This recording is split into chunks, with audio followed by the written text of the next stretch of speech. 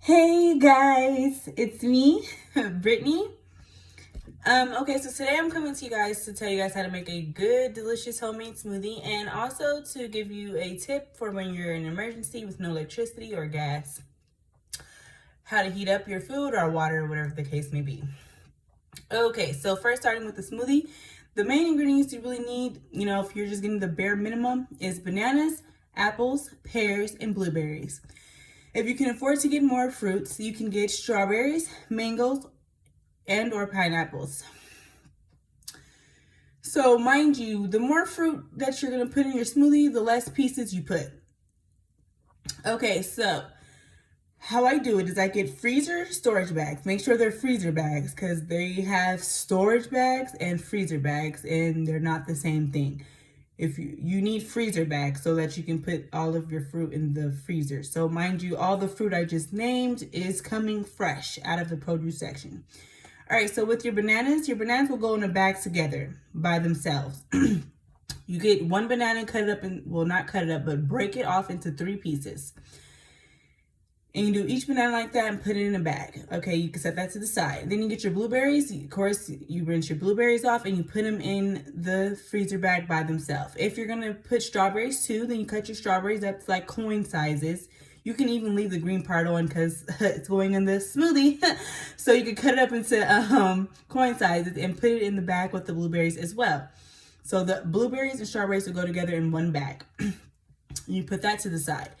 Then you get your apples and your pears and you peel them first, and then you cut them, around the core pieces, and you will put them in a bag together as well. You put the apples and the pears in a bag together, and then you can set that to the side.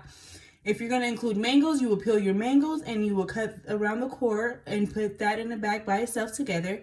And if you want to do pineapples, me personally, I don't know how to cut pineapples, but if you do, hey, that's great. So you cut up your pineapple and you put it in a bag by itself. When I use pineapples, I just get the Dole pineapple in the can and I just break it off into 2 pieces, each Dole slice. And you put the pineapples in a bag by themselves as well. Okay, so once you put all your fruit in a bag, because it's a prep process, especially because you're peeling your apples, pears, and mangoes if you have it.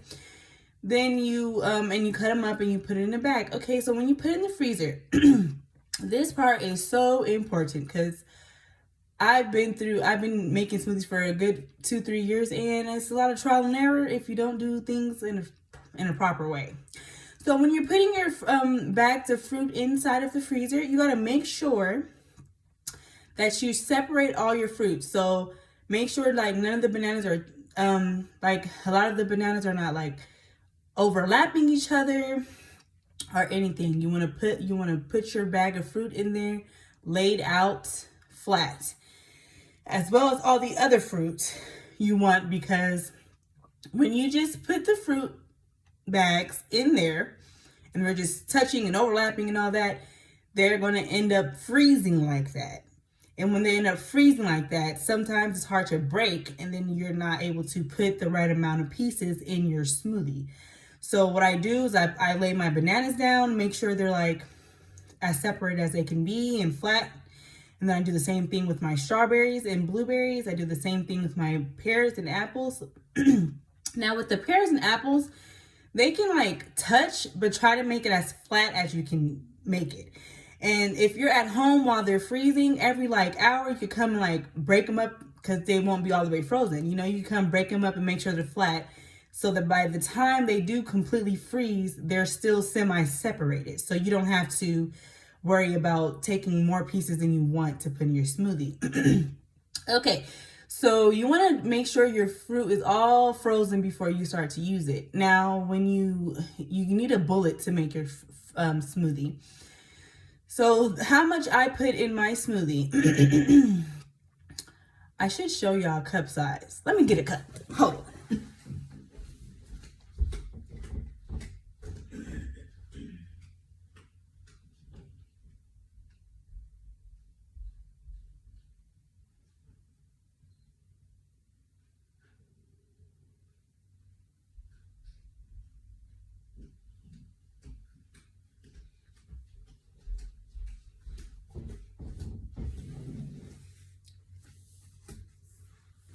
Okay, I'm back. So this is my cup size of my smoothie. I'm gonna try to show y'all. Y'all know I can't see, so I'm not sure if I'm putting it all in the camera. This is my smoothie cup. It's empty, but I'm just showing you the size. Okay, so I'll put 2 pieces of bananas, right? Then I put about 4 or 5 pieces of pears and apples, right? Mind you, your pears and apples is in the same bag. You don't know if you're picking out pears or apples, but it doesn't matter because they're mixed. So you get 4 or 5 pieces. All you really need is like 5 or 6 blueberries. But if you have your strawberries in there, you just, you get like a good piece, a small handful, because you don't need a lot, and you don't want to waste your fruit, because mind you, it's expensive. We ain't got time for that, so just use the bare minimum. And then you would put what else? Oh yeah, if you have mango, you put like 2 slices of mango. And if you have pineapples, you could put 1 slice or 2 slices of pineapple. If you don't have the pineapple, mango, if you have the bare minimum, which is the banana, apples, pears, and blueberries, it's delicious. That's really most of the time what I make. And when you do that, it's going to fill up. And you can either put almond milk, like, if you want to put some almond milk, or your favorite juice. Like if you do put juice, I recommend trying to put like a more natural juice, like a mango juice or a pineapple juice, like, one of those. Or you could put water. When I put water. I don't like it with juice or milk, me personally, but most people don't like it with water. But if you do put water, I squeeze my agave 2 times. I just put 2 little pumps of agave, or you could put 2 pumps of honey. You don't need a whole bunch. You just want to make it sweeter because you're putting water. But like I said, if you put milk or juice, you don't need any sweetener. And you blend it in your bullet. Now, it's going to come out really good, because I think a lot of people that make smoothies, they put ice in theirs, but because we freeze our fruit, we don't need no ice. You don't need no ice because your fruit's already frozen, so it's icy. And it comes out thick and good. It's so good. Now, to make your smoothie even thicker, what you can do is make your cup of smoothie. Like I said, put all your fruit in your cup. And then put your top on, put your top on and put it in the freezer. And you put it in the freezer for even 10 minutes. And then you put your milk or your juice or your water or whatever and blend it. It's thicker. It's like a real good slushy. So I have a smoothie pretty much with every meal, because with every meal you should have fruits and vegetables.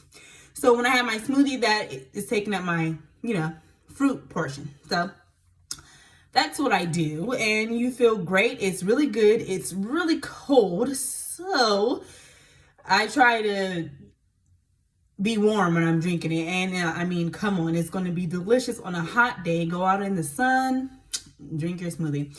All right, so to the tip. All right, so with the tip, this is in case of an emergency, to have in your earthquake kit or whatever, your emergency kit, which we all should have, which I don't currently, but I'm going to make one. Anyways, so what you need is, this is for like if you have canned goods or you're trying to heat up water. What you do is you put a tea light candle. You guys know the tea light candle, that little circle candle. You put that in a muffin tin, where you would bake muffins. You light your candle. So in your kit, you need a lighter, or 2 or 3 or 4. Come on now. Don't just have one of stuff. You got to have more. And you light your tea light candle. You put it in your muffin tin, one of those little muffin tins where you would bake your muffin. And then you put your canned good over it. And you need a couple of can openers in your kit. Come on now. So yeah, when you put it over the tea light candle, I'm not sure how long it takes because I haven't been in an emergency, but it will heat up your food.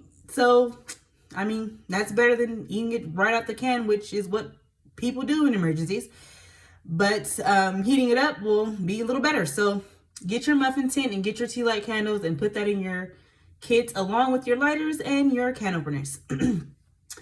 So I hope you guys enjoyed this video. I hope you guys loved your smoothie. And don't forget with the smoothies to make sure when you put it in the freezer, they're bags of fruit, keep it flat out. Do not let them overlap and all that.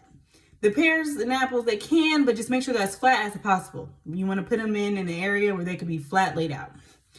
I hope you have a great rest of your day. Oh, Duh.